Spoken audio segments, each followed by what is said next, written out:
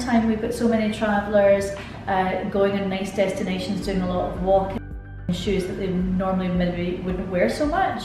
So like walking shoes with socks, and maybe they've been used to wearing sandals here in the Middle East. So when your skin is very baby soft around the edges, you can get blisters, calluses, corns. So what we recommend is something that is really light and it fits in your bag. It's like takes up no space, even your wallet or your purse it goes into.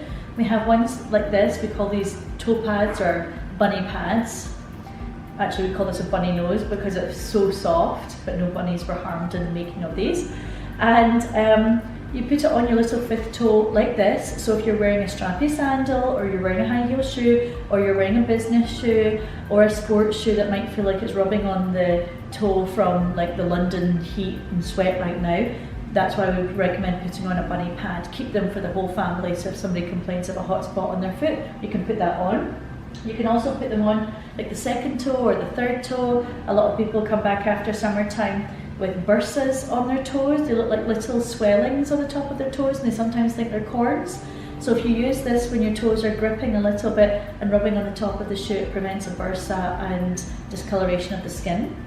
And then these ones, if you're wearing shoes you're not used to, like the heel on one of the shoes, because there's always one bigger foot, one smaller foot for almost all human beings, is that one of the bigger foot can rub and press on the back of the shoe a little bit. So this would go at the back of the shoe on the heel area, and that instantly stops a hot spot and stops the blister from forming.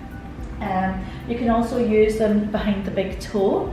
Most people get hard skin behind the big toe and along the side of the foot, so that you can use, we call this a bunny ear. So you could use one of the bunny ears, or we call it the long pad as well, behind the big toe, where you get callus and burning there as well. And then finally we have the bunny face. So the bunny face you can put under the ball of your foot. So if you're wearing high heel shoes, or your sandals are getting sweat and slipping or something like that, you can put it just behind your toes under the ball of your foot like this. So if you're wearing high heel shoes or doing a lot of walking, it cushions the ball of your foot. But you can also use it on your heel. So you can do it to cushion your heel. It's the perfect size for your heel as well. But there's another little handy trick to this pad, and it's where you can actually put it up underneath the arch of your foot. So say for example, your arch is hurting from doing a lot of standing and walking, and normally people get one arch that hurts them because we all have a pelvic tilt because we have a leg length discrepancy. It's totally normal. And say for example, the arch of your foot is here. If you stick this pad underneath your arch and you pull it up, it helps to lift your arch and keep it up. So there's a lot of handy different ways that all of these little pads can help your feet.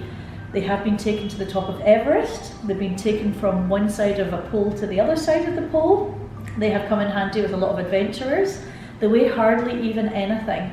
But if you're going to go hiking or forest walks, you're going to do a lot of walking in Rome or London or Paris or something like that, a lot of walking from what you're normally used to doing, definitely take them in a little pouch in your bag, and anybody in the family that complains of a hot spot, they are absolutely perfect to use.